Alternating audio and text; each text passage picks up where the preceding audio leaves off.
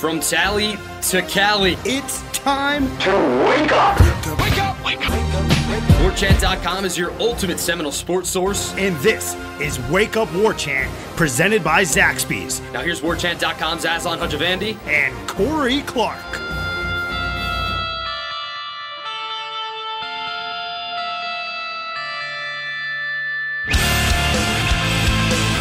Wake up! Yes, we're here, Corey. It's football season. I'm too loud. Can't calm down, Corey. We're here. Football season. It's Wake Up War Chant, presented by Zaxby's. I'm Aslan. Corey's here. Midtown office. It's Tallahassee, Florida. Let's go. Week 1.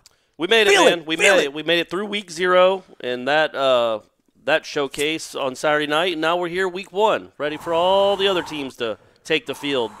Man, I'm ready, dude. I'm so jazzed. What I think I need to start doing, Corey, is to maybe drink coffee every day, because I drank coffee before we did our roundtable earlier, and I was on fire with the optimism. I'm gonna try to keep it going. I'm crashing a little bit off the coffee. But I'm rubbing your head weirdly, too. What is that about? Well, I'm just thinking about how awesome it would be to be a student these days, because you're going to be here for the Taggart turnaround, and you can also go to Zaxby's till 3 o'clock in the morning now. With that the is students crazy, by being the way. back. That is the one on Tennessee, right? Yeah. You're talking about? Yeah, that's. I mean, can you imagine that? How awesome that would be, especially if you work at that Zaxby's. Oh, well, that must be a wonder scene. Let's not go that direction. I'm the skeptical guy. But just imagine, going to the Strip. The Strip is still alive, everybody. I don't want to play favorites, but if, you want to get the quintessential Tallahassee experience, I still think you got to go to the Strip. Sure. It's no longer front-facing on Tennessee in terms of coming in and out. The entrance and everything is on the backside of that little strip, if you will. But, yeah, right there, Tennessee Street, the Zaxby's.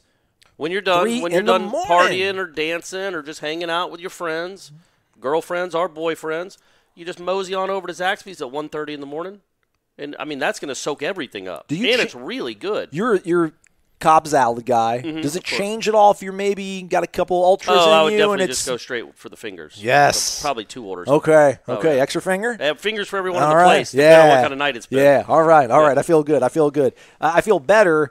I'm not going to lie, Corey. We're going to talk about Florida State here. It's what we do on this show. Also, if you're a student, don't you get War Chant for like $1 a month? Look at you. That's right. Yeah. It's a great time to be a student. I thought that's where you were going Oh, when you started okay. that. Well, that's cool. That's been around for a while.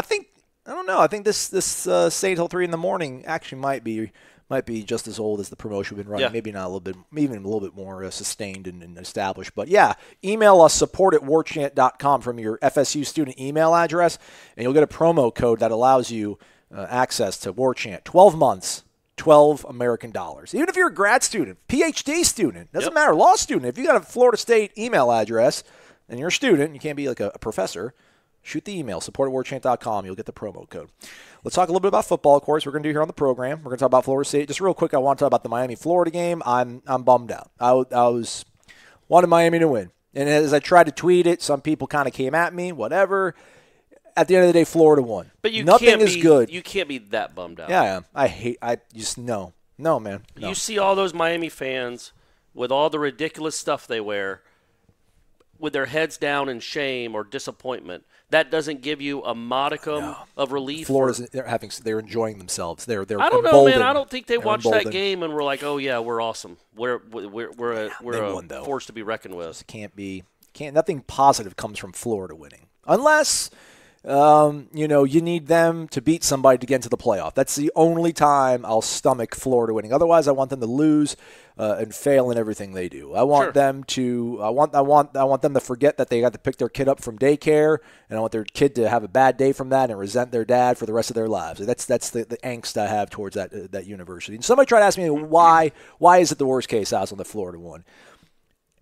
Miami could make a case for having maybe the best program in the state historically. But their lows have been lower and more sustained than Florida and Florida State's have been. Yeah. They got more national titles. They put more guys in the Pro Football Hall of Fame. They got one less Heisman Trophy winner.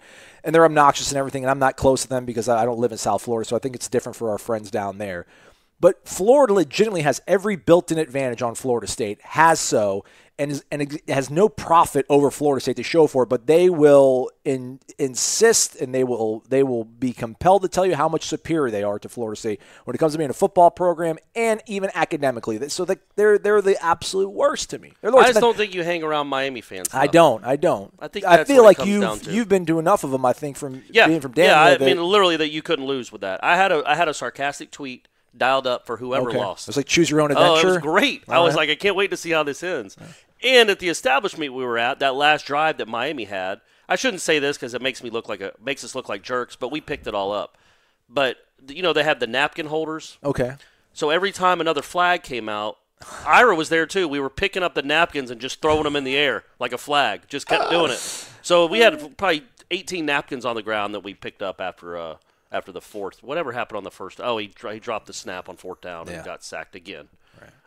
If you're around him enough, you're like, you can't. I'm sure. You can't complain either way. Like one of them was going to be sad, and that was like the bad news is one of the fan bases was going to be happy, but these Gator fans aren't ecstatic about what they saw. Well, one fan base was going to be like, oh man, I thought this was going to be different. But just Felipe Franks looking in the camera. This is what I do. This is what I do. I do what I do. Well, what do you mean? Who are you? He's pretty unlikable, and you just threw a pick with 4 minutes left when you had the game wrapped up.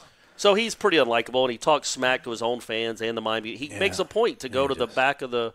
But hey, whatever. Ultimately, both teams look terrible. So that was a net plus. I thought the defenses for both looked pretty solid. I don't know what you make of the Miami quarterback, man. I think we know what Franks is. He's okay. The Miami quarterback, I saw all this stuff on Twitter about how great he was or how the ceiling is high, and it was a great debut. And I guess when you look at the numbers, it was. But holy moly, man, it reminded me a lot of the 2005 Miami-Florida State game where Kyle Wright got sacked, I think, 10 or 11 times. And we heard afterwards was, man, he looks like the next great Miami quarterback. Yeah. It's like, all right, well, part of being a quarterback is getting the ball out of your hands quickly and seeing things. Yeah. And if you're getting sacked 10 times, unless you have a bunch of 9-year-olds blocking for you, that means you're not seeing the field and the plays quickly enough. Yeah. But again, it's also hard. That's a hard team to open up with. Just like it was hard for Kyle Wright against Florida State in 2005. When that's your opener, man, that's really hard. But that game, I think he threw for like 280 yards, and I think Weatherford threw for like 40. Weatherford won because of the muff, but whatever. Coming out of that game, everybody talked about what his future was and how he looked like the next great thing. And it's like, okay, or he'll never get over not being able to get rid of the ball quickly enough. He's not going to see it quickly enough. Yeah. So they talk about how week 5, 8, 12, or whatever, he's not a freshman anymore. And I know it's just one game, but I mean it's the fourth quarter. Figure it out. Throw the ball away. Just get rid of the ball. Get rid of it, man. What the first 7 sacks didn't tell you to maybe speed it up, give it a little more urgency. Bizarre, but anywho, they'll figure it out. But he looked. When he had time, when he had time, he looked all right. I thought he was going to be a little more, I don't know, athletic. Like, I thought he would be able to make plays with his feet more than he did. He just didn't look like he had a great burst. He wasn't explosive, he wasn't quick. He wasn't quick at all. I figured they would just give him like a design quarterback draw or something with all that pressure. They didn't do hardly any of that, man. I thought that would be a big part of their game. This kind of dovetails into what we talked about on the roundtable, which will be coming up here on warchant.com. Use the promo code warchant30 for 30 free days of access, or the email support warchant if you're a student. And it was, I think, are you more or less optimistic about this team coming out of camp than you were going into it? Why? Mine was just watching that game, just watching week 0, seeing. Miami, I think, is going to be an improved team. Florida's a number 8 team in the nation. Miami had 14 penalties. Yeah. They had to call a timeout on a punt. We've seen that around here before. Yeah. It's good to know that, I know we all live in a vacuum. Right. And we all just watch the team we watch and cover the team we cover. We don't really pay attention. But everybody was watching that game. Mm-hmm. And so you're like, that's crazy. Mm-hmm.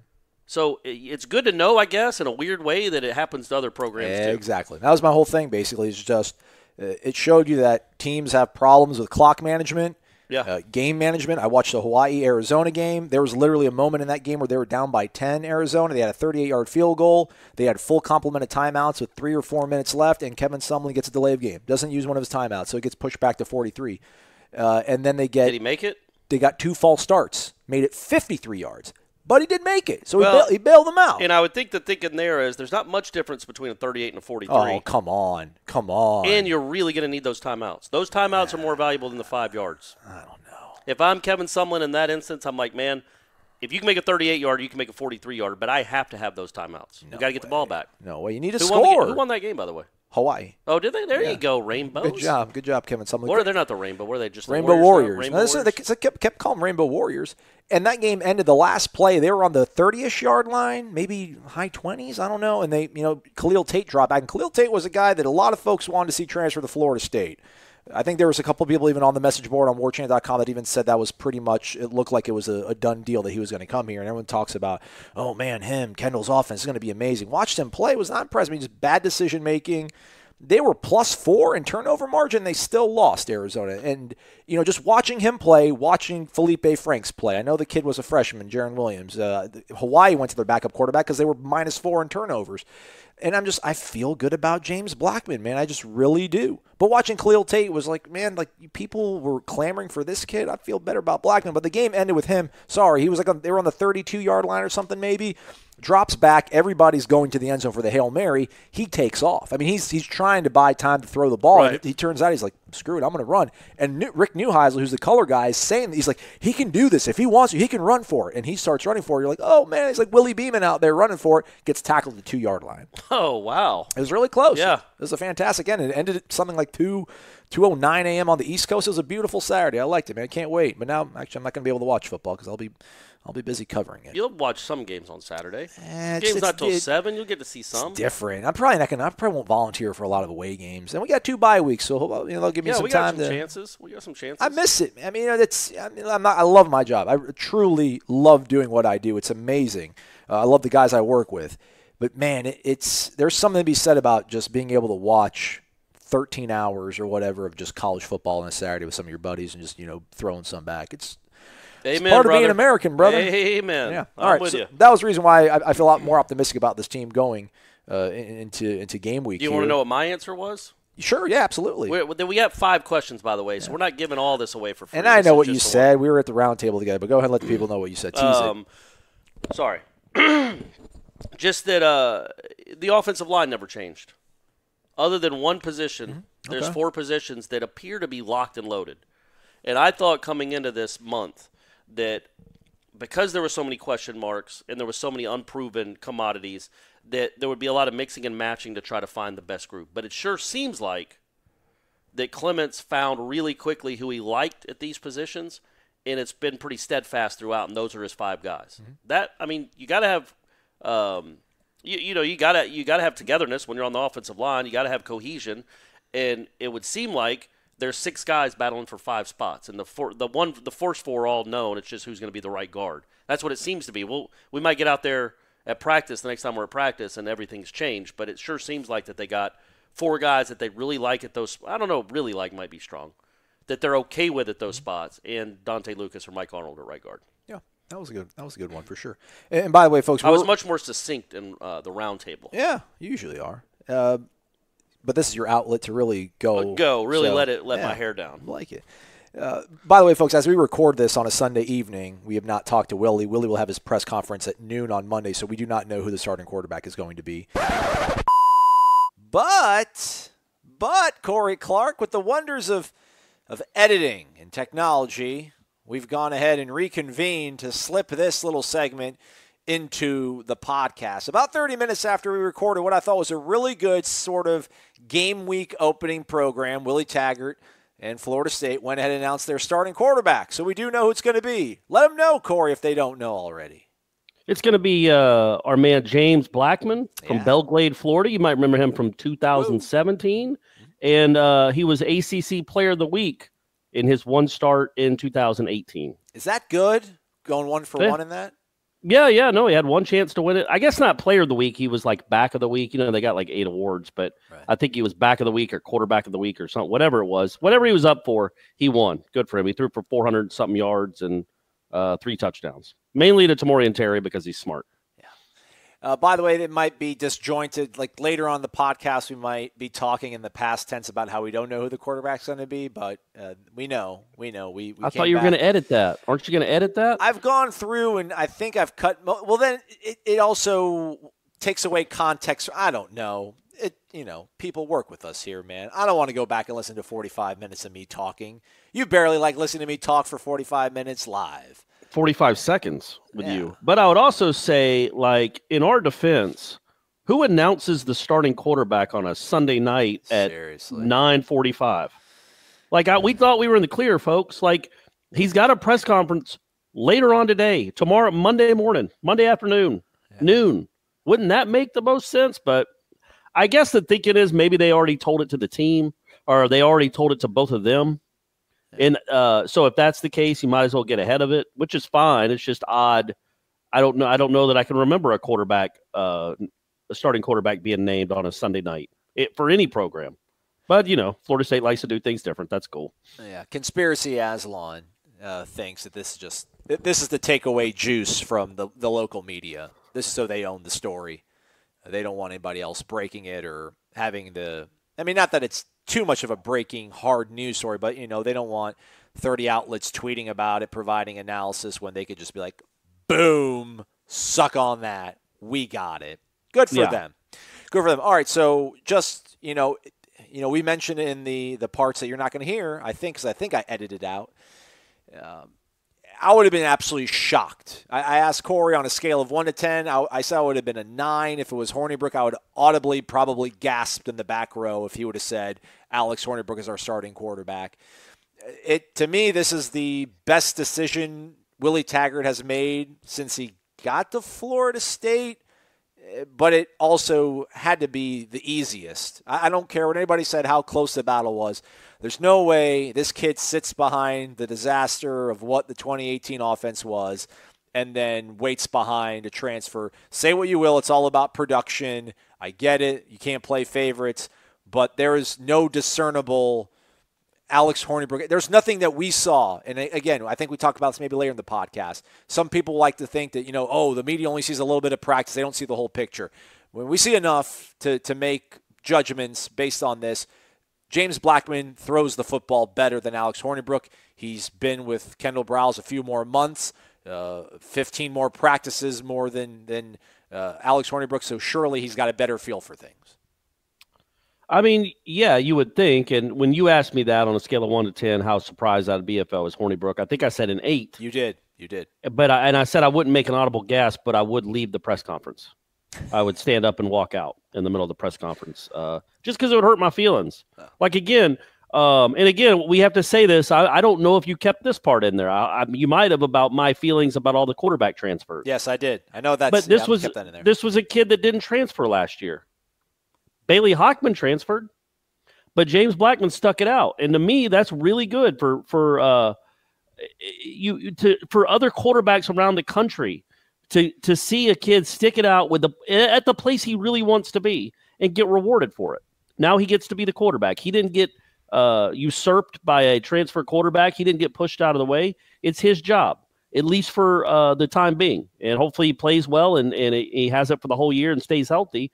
But yeah, it's just, to me, that's good for college football to see a guy stick it out, lose a job, lose a quarterback competition, only get to play once, and then stick it out and get to play and get to start in 2019. That's cool. I like that. I'm glad it happened. And he's always been a cool kid. I think the teammates love him. I think the team will rally around him. Now he's got to produce, and he's got to avoid turnovers, and he's got to hopefully win games. But overall, yeah, I think it would have been close to stunning if they would have gone with Hornibrook. It just would have been, because there's nothing tangible that you see that he does better than James Blackman. Exactly. Yeah. I mean, that's really all there needs to be said about that. I don't know if I edited this part out. Sorry, Corey. I know I'm upsetting you right now. But I think ultimately, to your point there, just about we didn't see Alex do anything better than James, that no matter who's been the quarterback for Kendall or his father, it just seems like there's been a check plus quality to one aspect of their game. They're either a really great dynamic runner with the ball in their hands, say De'Aaron King or Robert Griffin III. Robert Griffin III was probably check plus throwing the football. That's how you win a Heisman Trophy. But, the Seth Russells, the Bryce Pettys, the Jarrett Stidhams, I think they might have even had Case Keenum together when they were in Houston. Don't quote me on that. That might have been Kevin Sumlin. But they've always – you need to have something that's above average. I don't think Alex Hornibrook is a above average runner, and I don't think Alex Hornibrook is an above average, has above average arm talent. Now, he might – I don't even know if there's been evidence from what he did at Wisconsin that he's an above average decision maker. I do think James Blackman has an above average arm, and I'm not basing it just on that one aspect, but when he throws the ball, it gets to where it's got to go on time. It looks pretty, and then the intangible stuff that you talked about of him just sticking it out, being a quintessential leader. His teammates seem to rally against him. I'm excited for the kid, man. I really am. I think this is probably the singular best decision that Willie made, and for him, I think it was probably the easy one ultimately. We'll hear what he has to say at noon. What do you think he'll say when we ask him why was it James or what did James do? I think it'll just say he controlled the offense a little bit better, something like that. I don't even want to say grasp. I don't think grasp is the right word. The offense just rolled better with him. It flowed better with him, something like that. Obviously, we all know because we have eyesight that he has a better arm and a bigger arm and throws a prettier ball and all that. Like anybody can see that. But what else was it? There's more to being a quarterback than that. Absolutely. There's been plenty of examples at this school of big arms that didn't end up being worth very much in college. So you got to you have to be able to run the offense, and I'm sure that's exactly what he would say. I don't think he'll say, obviously because he's been here longer or because his teammates really like him. That will not be something that Willie Taggart brings up on his own. Obviously, that's not a reason to give somebody a job. But I will think if he's asked about it, I do think he'll say that's an added bonus, is what kind of teammate he is, the perseverance he showed last year, and how much his teammates believe in him. I do think that's a factor. It's not a factor to give a guy a job, but it's just a bonus. It's an added bonus that his teammates like him so much. Truly, I truly believe that. Last thing before we get back to what we already recorded on Sunday, which is great. Keep listening to this show. It's really good, I promise. When he talks about James, you think the first thing out of him will be something along the lines of just James's intangibles, him as a human being, as a teammate, or do you think we'll hear Willie talk about the performance that he saw out of James and the growth that he's made as an actual functioning throwing quarterback? No, that's what I was saying. Like, I don't think that that's something you can, when you're trying to sell the reason you picked the quarterback, it doesn't need to be the intangibles. Like, you know what I mean? Like, we get it. He's a good kid and a really good teammate, and they like him. But there's a lot of probably really good kids on that team that are good kids in life. It doesn't mean they need to be throwing passes for your football team. The number one thing that he needs to bring up is what he does on the field. I hope so. You know what I mean? Like how he looks in August, how he looked in the spring, how he's looked these last 3 weeks. That's got to be the determining factor because you're trying to win games. You're not winning popularity contests. This guy gives them the best chance to win is what he should say, and I'm sure that's what he believes. You wouldn't make this choice otherwise. But that's the reason he's the starting quarterback. Big arm. Yes, it's nice that they like him and that he's a leader, a vocal leader, and it seems like a spiritual leader. They just rally around that dude. But again, if you can't play the position, if you're not any good, none of that matters. It only matters if you win the job on the field, and he won the job on the field. So good for him. And again, awesome. It's just awesome that a kid that stuck it out, that sure seems like he bleeds garnet and gold. Like I told you, I've told this story before. I've told on here a couple of times about how he almost got in a fight with 4 Miami guys after the game last year, and he played like one play in that game. He was so distraught. But you think about other quarterbacks, and it's become a position where it really is a me first position. I get it. We're all me first in life. But there would probably be a lot of backup quarterbacks that are completely disconnected if they're not playing in the game. I hope we win. It would be cool if we won, but I'm not going to be too disappointed if we lost. I didn't do anything. I didn't lose that game. I mean, that's human nature. James Blackman was devastated by that loss, even though he didn't play but like 1 or 2 plays, and I think he handed off. I can't remember what he did. I know Francois got one play. He got literally one play, and I'm pretty sure he kept it and ran, or he handed it off. So he had no impact on that game, was not even a factor in the game, and he was so devastated by that and the Miami guys talking smack to him that he went back at him and was getting in a fight with, screaming at 4 guys that were in his face. Like that's the guy that's leading this team now. That's how much he cares. Yep. He wasn't just a disconnected backup quarterback. It means something to him. This team means something to him. This program means something to him. I truly believe that. again, if you can't play, it doesn't matter. But if you can play this position like we think he possibly can, then that's just another reason to be excited. That's just another intangible that means a lot. But the most tangible thing, of course, is winning the job on the field. Yeah. And again, I think what he showed in 17 and what he did against NC State shows that he can be a good quarterback for this program. So that's super cool. And to your point, real quick, last thing I just want to say, you talk about just, the right attitude. It means so much to him. I mentioned Arizona losing, Khalil Tate getting tackled at the 2-yard line last play of the game. He literally just got up and walked to the locker room. Like he got up, unstrapped his helmet, and just walked to the locker room. Like didn't turn around and go to the sideline and shake up his guys. I'm sure he did in the locker room, but little things like that. That was a guy that people were like, oh, I hope he comes here. That to me seemed kind of a weird, odd thing to do. James, puts his nose in the middle of Miami guys after the game to show just how much he cares about the outcome whenever Florida State plays, whether or not he's the actual guy. So, all right, Corey, do you want to tell people you love him, or should we just get back to the show? Let's just get back to the show. I'll save that for later in the week. Boise, meanwhile, on Saturday, named their starter. It's going to be Hank Bachmeier, true freshman quarterback, early enrollee, but regardless, still a true freshman. Just the arrow continues to be green and pointing up for Florida State as we get closer to this game, I feel like. Yeah, and I don't know anything about this kid, not one iota, but a non-Power 5 freshman quarterback on the road against Florida State, sort of on the road in quotes. That's just you should have an advantage at the quarterback position. You just should. James Blackman has played in a bunch more games. Our Hornibrook, whoever it is, has a lot more experience than this kid, obviously.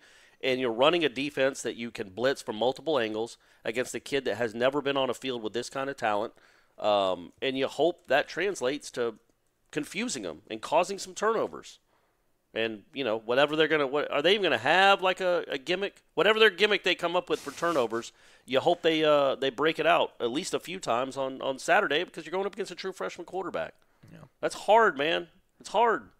He was a 4-star guy, and I'm pretty sure he did go to the Elite 11. So, I mean, he's a good player. This is one of the more ballyhooed recruits that Boise State has ever got. I mean, he's from California. Marietta Valley, I think, is where he's from.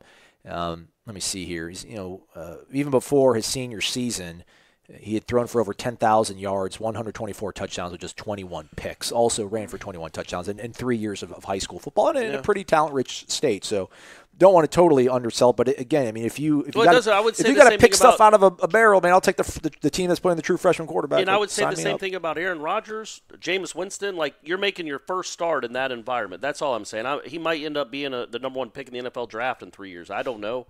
I'm just saying that first start, they're not usually terrific. Mm-hmm. I mean, we've seen Trevor Lawrence. Trevor Lawrence struggled at times last year, especially in Texas A&M. At Texas A&M in that environment, his first environment. Deshaun Watson didn't really seem to do that when he came down here, but I think he's the outlier. So we'll see. We'll see how this kid does. But I do think that's favorable development. Yeah, it should be an advantage for Florida State. Yeah. We'll see. One of the other things I want to talk about from the roundtable, I don't want to give it all away here, Corey. Again, there's 5 questions that we talked about. You, myself, Ira Schofel, managing editor of WarChant.com, and founder administrator Gene Williams of WarChant.com. Speaking of that foursome I just mentioned, along with Michael Langston, will be at the Spears and Cheers event, kicking off things Friday, Surf for the Bar, Jacksonville Beach. Get your tickets, Seminoles.com/kickoff 2019. Seminoles.com/kickoff 2019. We'll all be out there talking about the Noles, sharing our optimism, hopefully, by and large. But let's take a quick break. At Birch Orthodontics, they know what a difference a beautiful and healthy smile can make in your life. They take the time to get to know you and perform a thorough exam so that they can make an individualized treatment plan just for you or your child. They use the latest technology in a warm and comfortable environment. So whether you are interested in traditional metal or clear braces or clear aligners, they can give you the smile you deserve. They know investing in your smile means investing in your future. And at Birch Orthodontics, they are honored to be a part of your smile journey. Serving Tallahassee for 16 years and supporting the Noles since forever. Check them out at birchorthodontics.com. BURCH orthodontics.com. All right, we're back, Corey. This was my favorite. I don't know my favorite question. They were all pretty good questions Ira came up with. One of the other questions was, what one thing has to happen for Florida State to secure a win Saturday against Boise State? I said score more points. Were you that? Yeah, I remember that. That was it. I rolled my eyes at you, and you didn't. That really was notice it. Okay. What was yours? You were there. You want me to tee it up? Of course. We literally sit around the large round table, kind of like Sir Lancelot. Well, we chop it up. We like to get at that table and just chop it up. Give our takes. Yeah, for sure. Mine was. We have like the silver platter with the cover that comes off and the big turkeys there. Oh yeah. It's like a 5-course meal. We're sitting there. We have servants. It's crazy. You guys wouldn't believe it. Gene has a huge house. It's amazing. And it was, for me, I just think there's going to be a more aggressive sort of mindset from the offense. My thing was basically, I really do think they have to be comfortable with throwing the ball to set up the rest of the offense. They have to throw to set up the run. Because I feel like really at no point last season, even when it became apparent that running the ball just wasn't going to work out for them, did Walt or Willie or whomever really feel like, okay, let's just go out there and we're going to have to throw it 55 times to win. Let's just go ahead and do it. It never seemed to kind of come around and embrace that kind of concept. And for me, I just think with this offensive line, which, again, is the most question-riddled, anxiety-filled segment of this football team, I think, for most folks going into the season, and rightfully so, I like what each of those guys are individually to a certain extent. We'll see how they're going to play together as five, but I just don't think them putting their hands, even these guys from Boise State, and we're going to actually talk to B.J. Rains tomorrow on the program. He's a beat writer for the Idaho Statesman. He'll talk about the Boise State Broncos, give us a little more of a breakdown of who Florida State's going to face. I just don't, with the way the 7-on-7 camps and everything's proliferated, offensive linemen are just so much more equipped to be better pass protectors than they are run blockers these days. And I don't think even Dante Lucas right now is going to be able to grab a guy and move him constantly, consistently over the course of 60 minutes. Like, they're just not going to be able to manhandle a defensive line and open up things for the run game. So I really do think they got to come out throwing the ball well. And I think with Terry, there's nobody on that, in that secondary of Boise that's going to be able to consistently guard him one-on-one. He's going to get a lot of double teams. And then I think with DJ and Keyshawn in the slot, you'll put enough stress on the linebackers that then you'll be able to open up the run game. And then you can really get the full complement of your weapons and then finally really get this thing chugging along. And I think Kendall's more apt to embrace it. I think maybe Willie's whole thing with the Gulf Coast offense was, we're high-flying and fun, but we run the ball a lot. We run first. I don't think Kendall's as married to that sort of concept. So it's those weapons, man, like Tamori and Terry coming at you and DJ Matthews coming at you and Keyshawn Helton coming at you for 60 minutes for 80 plays. I find it hard to believe you're going to be able to contain that for 60 minutes. Yeah, you got good running backs too, though. 3 and 4 are legit. And it's gonna open things for them. What opens up what? I think comes first. That's the probably. Yeah. I agree with you. I think that's a big deal. My real answer to that about what needs to happen is you got to get off to a fast start. This is a fan base that is. Forget the fan base, that locker room, Corey. If they would have, that's what I was going to say. Been up 7-3 in the first quarter against Virginia Tech, they would have been so much more. That's what I'm saying. They're wounded and they're like apprehensive. I think maybe the guys in the locker room don't think they are, but if they've only got 3 points or 0 points going into halftime or 4 minutes left in the second quarter, they're going to be like, oh, what's changed? Nothing's changed, and you will feel it. I think you will genuinely feel it in the stadium. Like, golly, again with this. So get off to a fast start. Go score some points in the first quarter, maybe even a touchdown or two. I think for just the whole, just the whole vibe around the program and on that team, I think it would be big for them to get off to a fast start. Obviously, I don't expect a blowout. I'm not even sure if I expect them to win. But get off to a fast start and show your fan base and show your team and yourself. This isn't last year. We're different. I think that's a big deal. Well, I don't think any team wants to get off to a slow start, but it is just that much more. I think it's a bigger deal for this team. Than, right. Obviously the 13 team didn't want to get off to slow starts either. I just think this team in particular, this first game in particular, it's big for them to have some success. It would be really big. It doesn't mean they'll lose if they don't. It's just it would be really big for them to have some early success. Yeah, especially with Willie's whole ethos just about positivity, buying in, playing for each other, camaraderie, all that. He's so dialed in on the emotional aspect of football, wanting to play for your brothers and all that kind of stuff that, I think they need a shot in the arm of confidence. So you go out there in that first drive and you score, which, by the way, Friday night, waking up Saturday morning, I had my first dream about the season. I dreamed Florida State scored in 4 plays on the opening drive, touchdown. Oh, nice. It was James Blackman at quarterback. I had a dream I was back in high school and was going to a class for the first time in 2 weeks. That I hadn't been to that class, and I was trying to, like, I went up to the teacher and was like, I think I'm in this class. And she's like, yeah, you are. Ooh. And it's like, what's going on? What was with the tone? I mean, no, because I'd been missing for 7 days. But you're there now. And I was all nervous to ask her. I was just going to, like, skip class again. But I'm like, how do I haven't been in high school in almost 3 decades, like 25 years. How do I still have a dream that I'm in high school and then I get really anxious about it? How does our brain do that to us?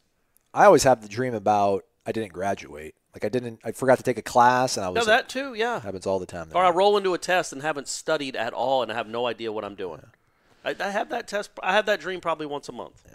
But anyway, your dream sounds a lot cooler. 4 plays, touchdown, and it was James Blackman as the quarterback. I don't remember who scored it. You don't, but you're seeing James Blackman in your visions and your dreams. Okay. Yeah. Pew, pew, pew, pew, all right. Pew, pew. Okay. I see how it's going. Yeah, and that's another man. And again, when we talk about why I'm of the opinion now, the way college football is now in 2019, I wouldn't name a starting quarterback until the opening coin flip.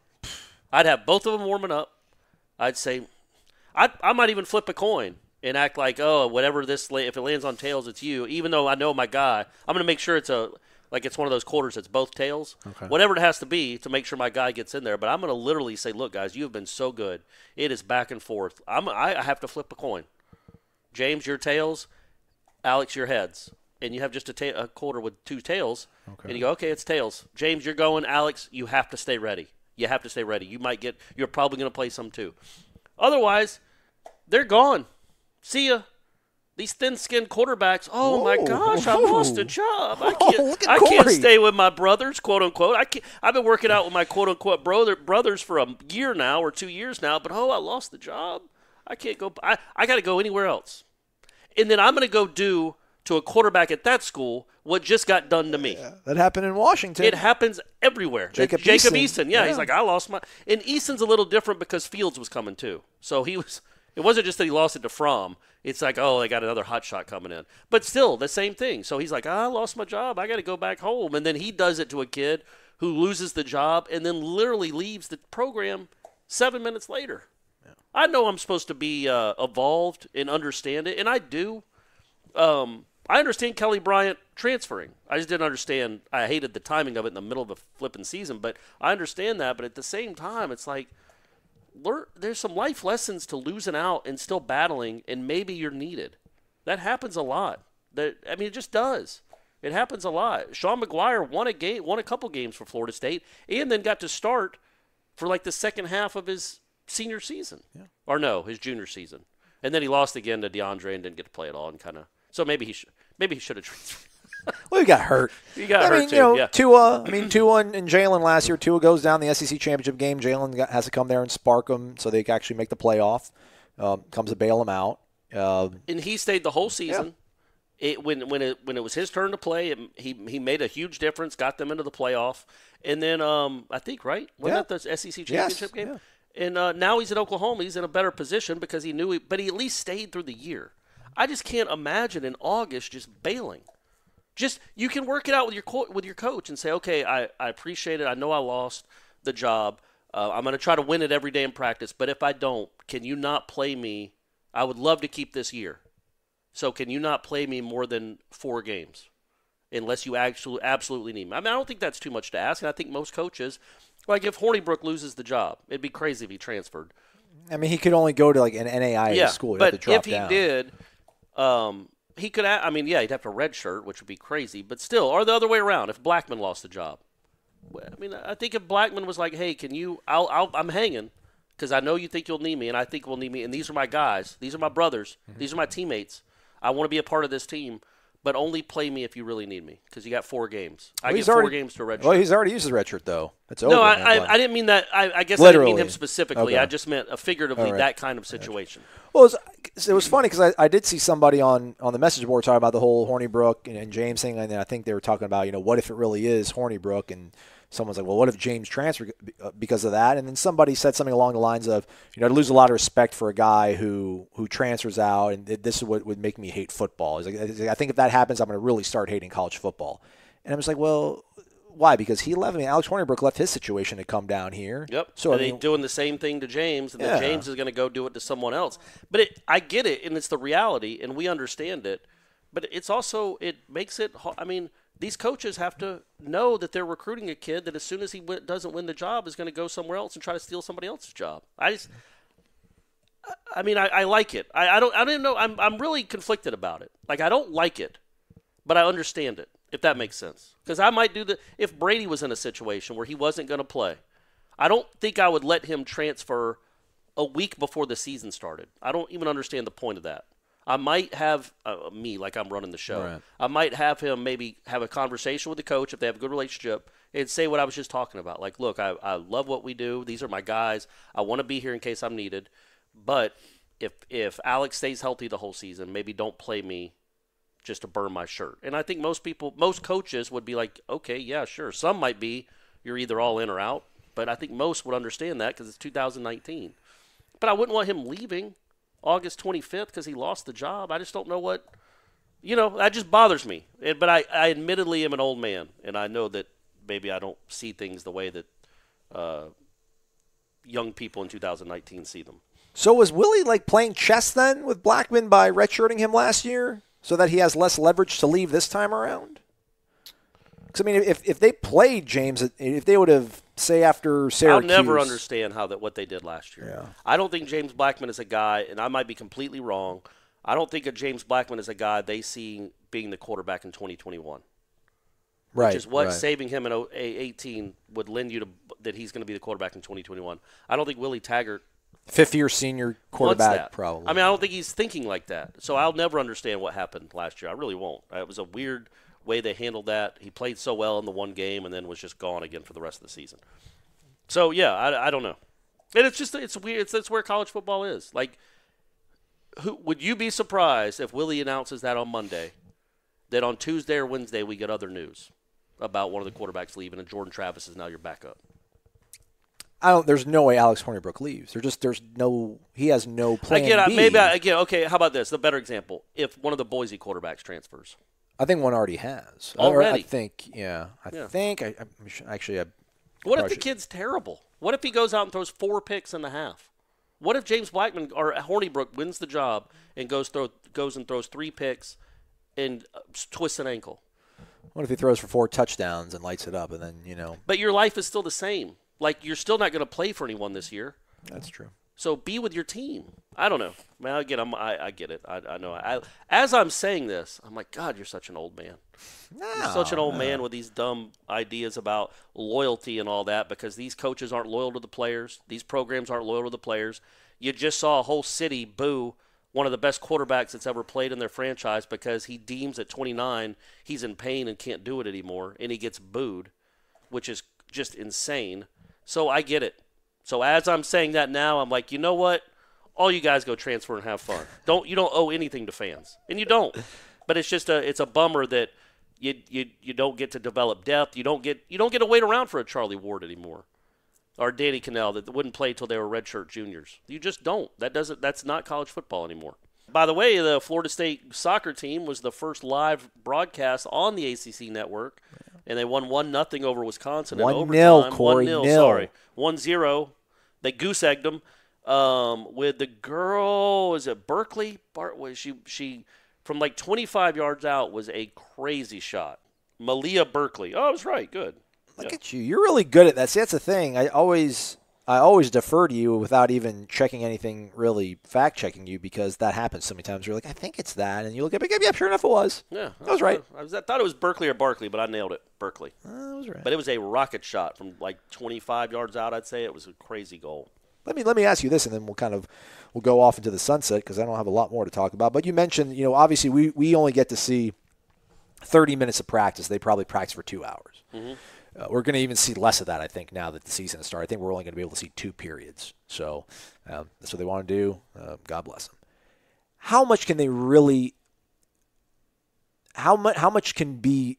What difference can they? How much different stuff can they really do once we leave? I just don't. I don't think that it's like the air horn goes off. Period 6 is over, and it's like, all right, the media's gone. Let's get after it now. Like, all right, now we can go start working on 4-3. Like, we never saw them do anything with a 4-man front. Nothing. Not one look in a 4-man front. Like, I would be surprised if they come out in a 4-3 for more than, I don't know, 15 snaps or something like that. Just because I know they got another hour and a half to install and do stuff, but I feel like that individual work, it sets the tempo for the day. And they did a lot of different things in those first 5 or 6 periods. It wasn't just the same stuff every single time we went out at practice. So I feel like we have a decent idea of what they're going to look like and what they're going to try to do. The same thing with the offensive line, right? Like, why would they all of a sudden change the personnel when we've seen the same personnel for 3 weeks? Oh, they're gone. Chaz, you come in for Juwan now. Yeah, they're never going to see this coming. Yeah. Yeah, no, I agree with you. I thought you were talking more in line with the quarterbacks. But when it comes to that, they've been pretty even, Steven, with the quarterbacks. They've done a good job of balancing. But I would say, and one of the I meant to say this, but one of the negatives of not naming a starting quarterback is not about your starting quarterback's not getting as many reps with the ones as he should be and could be because you're still having this battle. And dude, they're all 5 of those kids are getting reps when we're out there in an individual period. Yeah, for sure. I think maybe that gets curbed a little bit as now we're into a game week. But either way, man, I would be surprised if we saw even that many 4-3 snaps. I mean, I guess you can put Kane Doe, just say, hey, man, put your hand in the dirt. Yeah. But I just think that's what they've been practicing the most. I think that's what they feel the best way to succeed is. So, I would be really surprised. I don't think that they've been hiding stuff from us necessarily. Yeah, I don't think. Although I will say in the individual period with 5 quarterbacks out there, there's probably a lot of that's just for arm fatigue. Like, you don't want Blackman throwing. Absolutely. You don't want him throwing 150 balls and you want a to day. You want to get a whole bunch of receivers running routes as much as they can to rep it in, so that's why you're getting so many players out there. Because that's the motion of, for the most part, that's kind of the motion a pitcher has. Yeah. And you don't want a pitcher throwing 100 pitches a day or 150 pitches a day. So, you got to balance that out. Same thing with the receivers, why there's some walk-ons in there too. It's just to give the receivers a break. It's here, Corey. Week 1, man. Not really. It's still 4 or 5 days away. Once we hear from Willie again, and, hey, let me talk about this before we go to. Did you listen to him at the kickoff luncheon? I did, and I saw the quotes on Twitter. Actually, God, we buried the lead, Corey. Yeah, you didn't even talk about the kickoff luncheon. We didn't talk about the white numbers coming back in 2020. That's true. Buried the lead. Sorry, everybody. FSU Twitter, you got to find another cause because this one's been taken care of. Shout out to Tarif. I mean, he kind of got to go. What talk about a groundswell? Jeez. That came out of nowhere. Who was Nike just like, yeah, good idea. Actually, it makes sense. Oh, all these practice uniforms that are going to have white numbers on it. Oh, okay, that makes sense. Yeah, big win. That is a big win. That and the no more turnover backpack. Those are 2 huge. And he said it. It wasn't all kind of loosey-goosey, hesitant, tiptoeing like he was with the Cannell show. He was like, yeah, man, the bag is gone. I was like, thank goodness. Garnet and gold at home, white on white on the road. What are your thoughts on that? If there's a garnet stripe, I'm all in. If it's just a straight white pant, I think they went white on white against Notre Dame, so I should look it up. But if there's a garnet stripe, I'm all in on that. Garnet socks, too, with the white on. You like that look? Yeah, that's a good look, man. That's a good look. Just keep the helmet the same. That's all I ask. No more blackouts. I mean, I'm sure you have to do them every now and again, but try not to do any more blackouts. And keep your helmet the same because you've got an awesome helmet. Is it white on white? It is white on white. Yeah, there's unfortunately no stripe. Oh, well, there's Cam Akers running in the end zone. Get you some, Notre Dame. How'd that game work out, fighting Irish? Yeah. Willie was so enthusiastic going into the Virginia Tech game that's a large part of why I was so high on the team. Was just I'll never forget. I will never forget the way he walked out of that room after his Monday or whatever it was Thursday because the game week was on a Monday. The schedule was upside down. Whatever day that was where he had his pre-game or pre-week press conference. I'll never forget the way he walked in that place and how he walked out of there like he owned it, like it was on. Like I made it, I'm here, and I'm going to take it over. And then obviously what happened. And he's been pretty reserved. People gave me a hard time for, what do you expect him to say? There's a lot of things he could have said last year instead of, the offensive line is going to surprise a lot of you folks. We're going to this, that, and the other. But, I mean, I'm going to play a quote from him right now. I mean, he went after it. I'm like you all. I can't wait till next Saturday to watch our guys go out and play. It's going to be different. 2019 will be different. There's going to be a lot of different about this football team, and a different that you all can be happy about, pleased about, and to go home every weekend this fall happy about Florida State football. I promise you, you will be excited about this football team and proud of this football team because I'm proud of it. I can't wait.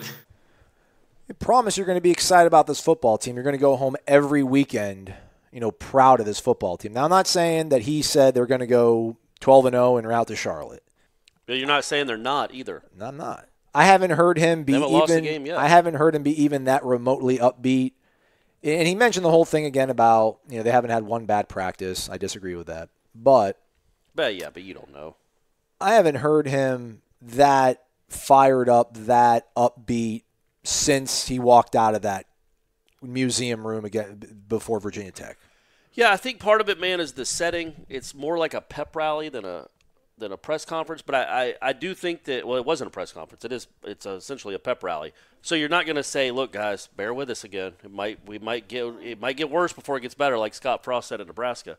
But yeah, man, I do think that there's an upbeatness. That's not a word. It can't be a word. Upbeatness. Optimism. That's probably a better word. I've heard of that word. An optimism bubbling. Yeah, so he's got an he's upbeat. I changed the way I phrased the sentence. Okay, there we go. Grady School of Journalism. He's more upbeat than most coaches are. I think, obviously coming off a 5-7 season, and I do think because he's done this before at different places, maybe he's starting to see little things checked off that he saw at the other places. As far as when I know they're starting to buy in, when I know that I have a good team, when I know that we can compete for 8, 9, 10 wins. Maybe he's seeing that. But again, and I've said it since February, nothing really matters that he can say. Nothing we say matters. Nothing he says can even matter until Saturday night around, 10:30? 10:45 will be a lot of people either saying, I'm never going to the kickoff luncheon again because I don't want to be lied to, or they're going to be like, yep, Willie was right. He had a reason to be optimistic and upbeat. See how I did that? How I close it out with both words? Man, I tell you, man, I don't deserve you. This thing. I don't deserve you, man. None of y'all deserve me. I don't deserve you.